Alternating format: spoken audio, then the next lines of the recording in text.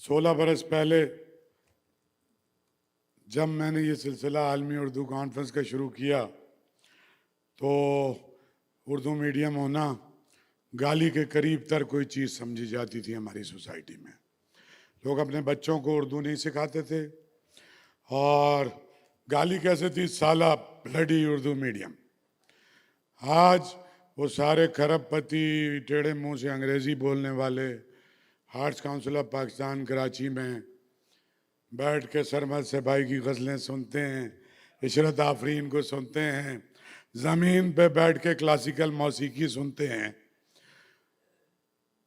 कोई भी ज़बान खाली एक ज़बान नहीं होती।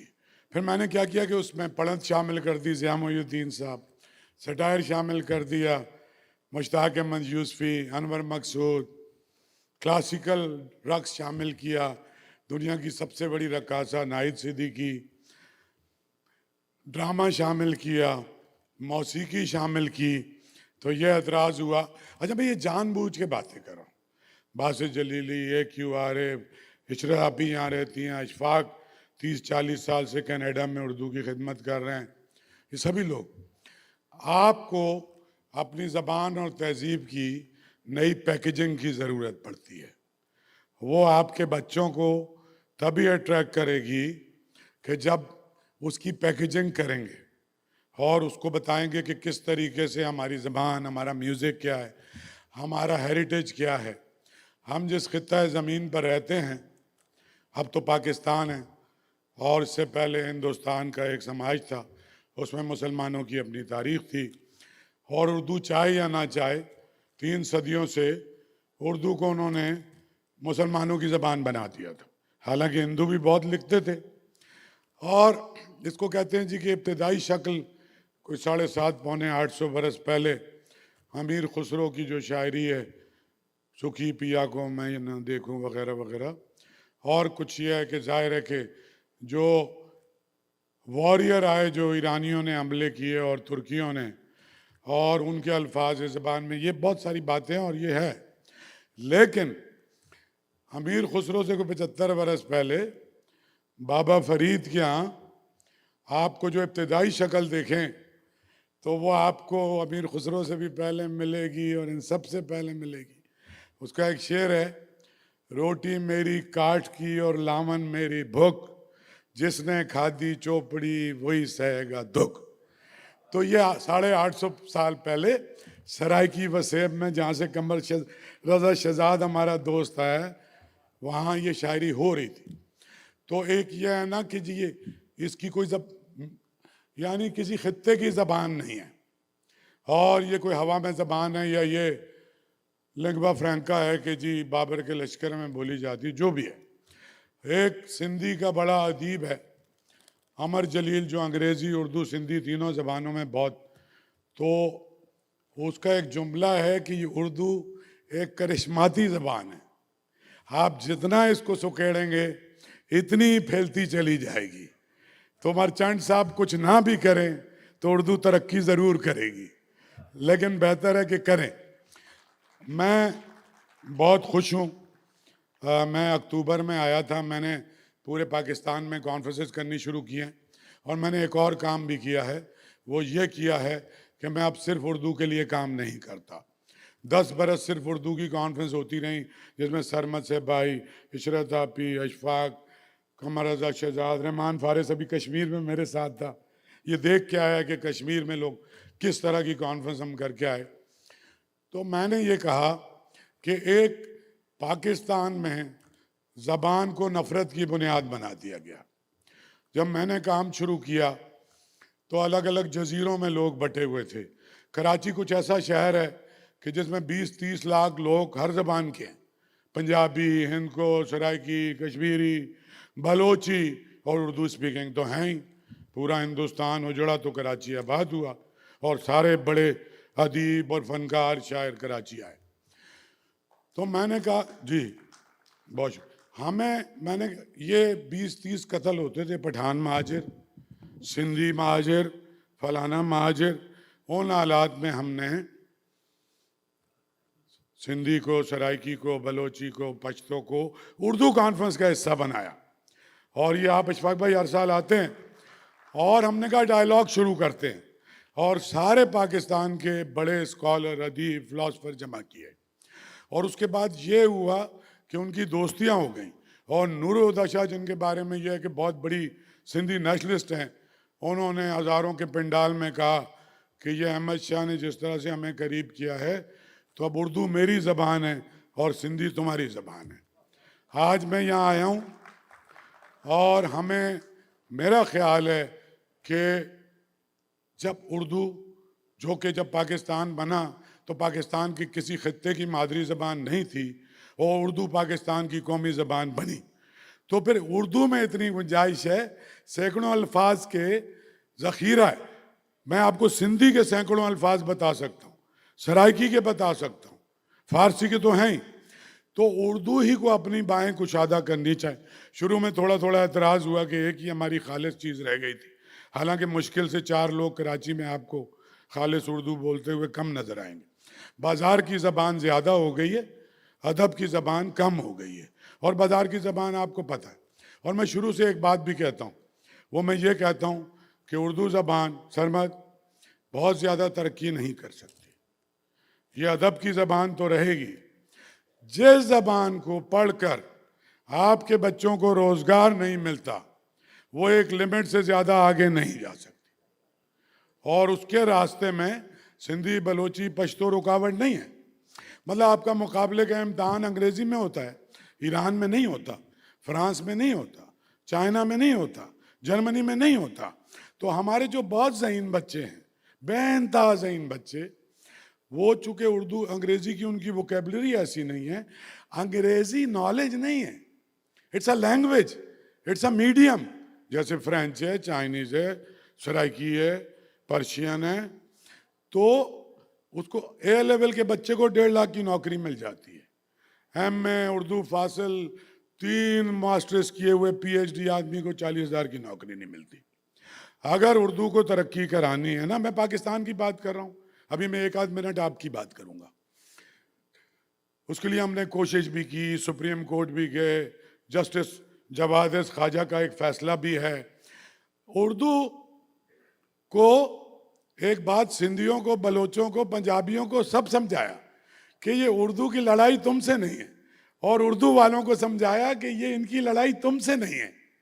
बुनियादी ज़बान मादरी होनी चाहिए, प्राइमरी एजुकेशन मादरी में होनी चाहिए ना उर्दू। लेकिन ये जो अंग्रेज़ी है, अंग्रेज़ी से मुझे तो कोई प्रॉब्लम नहीं, मैं तो बहुत ही खुश हूँ अंग्रेज़ी से। लेकिन हमारे यहाँ मतलब जो उलूम है, हमारे पास एक और मसला है, मैं मैथमेटिक्स उर्दू में कर दूं, मैं फिज़िक्स को उर्दू में कर दूं, मैं क्योंकि ये इकोनॉमिक्स को, मैं मेडिसिन को नहीं करूँगा, तो हमारे पास है ही नहीं, हमारा दारुल तर्जुमा है ही नहीं। ईरानियों ने करके दिखा दिया।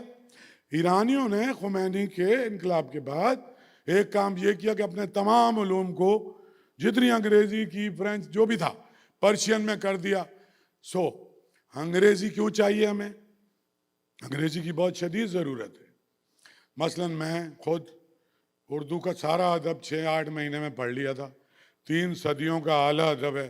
ट्रैश ना पढ़े तो 10 नावल नहीं है सरमद, 15, 20, 30, 40 शायर मिल जाएंगे। 3 सदियाँ, एक मीर की, एक गालिब की, एक इकबाल की, और फिर इस सदी में बाकी सारे लोग। अंग्रेज़ी से दुनिया के सारे उलूम तक पहुंचने की कोशिश। मैंने नरूदा को अंग्रेज़ी में पढ़ा, गोरकी को अंग्रेज़ी में पढ़ा, मार्केस को अंग्रेज़ी में पढ़ा, मिलान कुंडेरा को अंग्रेज़ी में पढ़ा। तो उन्होंने ये किया है, क्योंकि वो 1000 बरस से काम कर रहे हैं, तो उन्होंने दुनिया के सारे आला अदब को अंग्रेज़ी के ज़रिए दूसरी ज़बानों तक पहुँचाया है। तो वो काबिल तहसीन बात है।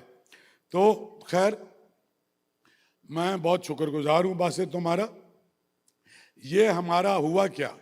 ये हुआ ये कि हम अक्टूबर में, मैं और मेरी बेगम आए थे, और हमने रेकी किया था, और हम न्यूयॉर्क और ह्यूस्टन और शिकागो और LA में एक कॉन्फ्रेंस करना चाह रहे थे, और उस पर major investment Arts Council of Pakistan Karachi कर रहा था, और उसमें सभी लोग जो है फाइनलाइज थे, यानी अनवर मकसूद, ज़िया मोहिउद्दीन, बुशरा अंसारी, कुछ सिंगर, कोई एक्टर, अब्बास ताबिश, रहमान फारिस, वसी शाह, इन सब का पूरा लाइनअप हुआ था। तो फिर कुछ लोग सिंध से हमारे दोस्त वो हाई कोर्ट चले गए कि यहाँ का जो पैसा है वो मैंने जियो पे बैठ के ये ऐलान भी कर दिया तारीखों के साथ कि हम न्यूयॉर्क जा रहे हैं, यहाँ जा रहे हैं, यहाँ जा रहे हैं। तो उस पर हमारी डील थी कि हमारे जो दोस्त अमेरिका में रहते हैं हम उन पे बर्डन नहीं बनेंगे, उनके सारी एयरलाइन टिकटें जो मेजर एक्सपेंस है और उनकी फ़ी हम पे करेंगे, और लोकल हॉस्पिटलिटी, हॉल का किराया, यहाँ की रिहाइश। अशफाक भाई से कोई 3 साल से ये सिलसिला चल रहा था, टोरंटो में भी सब कर रहे थे। तो वो एक फैसला आ गया हमें सुने बगैर, जैसे फैसले होते हैं आपको पता है आजकल हम उस पर ज़्यादा बात नहीं कर रहे। फैसला आ गया कि हम वो पैसे नहीं खर्च कर सकते। तो हमने सुप्रीम कोर्ट में, आर्ट्स काउंसिल ऑफ पाकिस्तान ने एक अपील डाली हुई है और अब वो इंशाल्लाह अगले साल हम ये प्लान कर रहे हैं। मैंने सब अपने यहाँ दोस्तों से बात की है और बासत तो ज़ाहिर है इसने। तो ये मैं जो खराज तहसीन पेश करना चाहता हूँ ख़ास तौर पे बासित को, फिर अशफाक भाई ने भी, अमीन हैदर शिकागो से आए हुए हैं, इन्होंने ये भी पागल है, मेरी तरह का पठान है। इसने कहा अगर आप पैसे खर्च नहीं कर सकते मैं करूँगा और आपसे कोलैबोरेशन करूँगा और आर्ट्स काउंसिल और आप खुद वहाँ आएंगे। तो मैं इनके लिए मैं चाहता हूँ कि आप एक भरपूर तालियां बजनी चाहिए इनके लिए। मर्चेंट साहब इनके दोस्त, इसने कहा कि ये अगर आप पे पाबंदी लगी है तो हम पे तो पाबंदी नहीं है। तो इस तरह से ये हुआ है जो बहुत शानदार है, इसके कद को मैं कम नहीं करता। जब मैं ये लोग यहाँ देखता हूँ ना बैठे हुए, आप यकीन माने कोई कमी नहीं है, ऐसे ऐसे लोग बैठे हैं। ये पीछे से आगे भी मैंने कुछ नाम तो ले लिए, और ये आमिर अमीर लंदन से आया है, ये बैठे, ये सरमद आया हुआ है, महबूब जफ़र साहब आए हैं, इशफाक भाई हैं, कमर रज़ा शहजाद है, रहमान फारिस है, ये अपना जर्मनी से बगोड़ा आतिफ तौकीर। तो ये बहुत ही शानदार शायर अदीब। फिर अमीन भाई का प्ले, और इसके बाद फिर अमीन भाई ने मुझे फ़ोन किया कि अगर आप बासित के पास आ रहे हैं तो हम भी यही कर रहे हैं। और फिर अशफाक भाई ने भी मुझे कहा कि हमारा भी आप चीफ गेस्ट हैं। तो मैं बहुत शुक्रगुजार हूँ। मुझे, आपको पता है मैं खासा पागल आदमी हूँ, आप मुझे सालों से जानते हैं, लेकिन इससे जो मुझे हौसला मिला है आप लोगों के उसने सलूक से, मैं 3 साल से यहाँ आया हुआ हूँ। मैं ह्यूस्टन की भी 2 जुमलों में तारीफ़ करना चाहता हूँ। कल मैं भाई AQ आरिफ के घर पे था, बहुत अच्छे लोगों से मुलाकात हुई। परसों 20, 25, 30 बहुत शानदार लोग। भाई मेरा दिल जैदी जिससे मैं वैसे पहली बार मिला हूँ, लेकिन हम जानते हैं एक दूसरे के खानवादों को, जितने एहतमाम से इनकी बेगमात ने, इनके दोस्तों ने। और फिर सुबह से होटल पे, फिर यहाँ बहुत सारे मेरे दोस्त हैं जिनसे अभी तक मैं नहीं मिल पाया हूँ। मैंने एक चीज़ नोट की है, मैं न्यूयॉर्क भी गया, मैं बहुत सारे शहरों में गया, जो पाकिस्तानी कम्युनिटी जितनी मुतमईन है ना ह्यूस्टन में, वो जो नए आए हैं वो मुझे कहते हैं कि यार मैं पहले न्यूयॉर्क में धक्के खाता रहा, फिर सेंट लुइस में रहा, शिकागो, यार ये मुझे लगता नहीं है कि मैं कराची में नहीं हूँ, मुझे लगता है कि जैसे मैं अपने मुल्क में हूँ। जी हाँ, मुझे मुझे ना न्यूयॉर्क में मिला, ना शिकागो में मिला, ना किसी और शहर में मिला।